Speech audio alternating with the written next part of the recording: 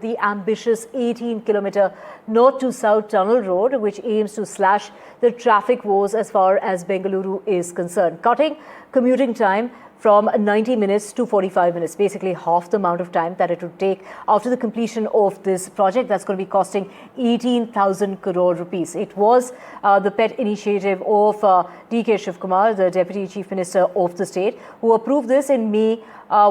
Yet there are experts who have now said that this is unscientific and also misaligned with the sustainability and the mobility goals that it claims to have. So this time what we did was we specifically in detail looked at the tunnel road project, and we wanted to study when they introduced tunnel road and when they introduced toll on that, whatever is proposed about 17 rupees per kilometer. What would be the traffic that will come on tunnel road and what impact it will have on the existing outer ring road and also in the metro. Now metro impact I have already explained, and it was thoroughly investigated in the December report. Okay.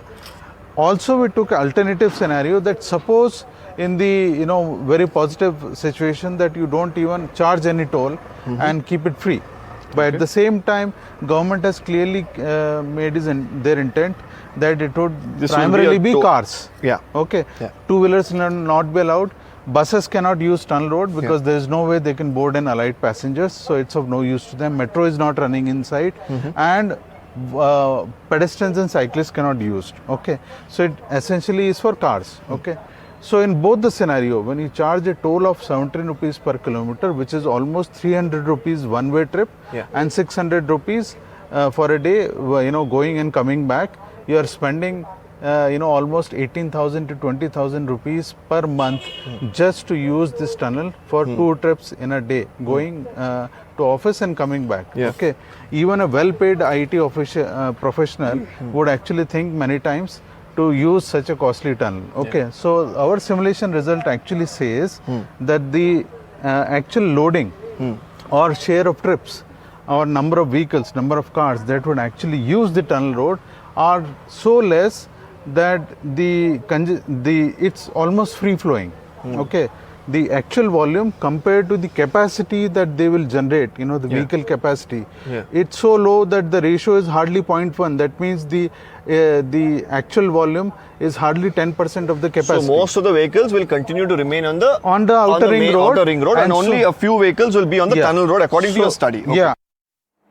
Deepak joining us in order to get us the latest on this. Deepak, while the government of Karnataka is under fire for the condition of the roads, whether it's the potholes, the traffic, the dust, all of that. But, this is the concern that has been pointed out to the Karnataka government since December of last year. And, take us through the red flags and the concerns, and why is it that the government is not paying heed to these concerns?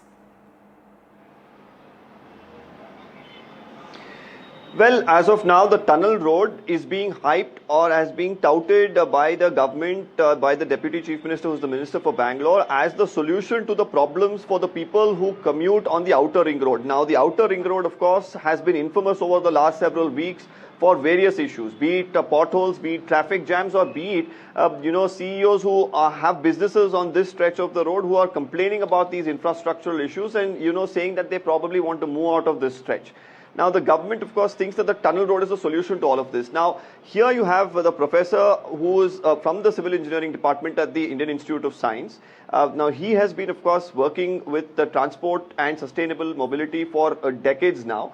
They have done a study which says that on various counts, the tunnel road is not a viable option for Bengaluru. One, is not economical. Only the ultra-rich or the elitist can really use it. Secondly, it's predominantly going to be private cars that are going to be using this, especially those who can afford it.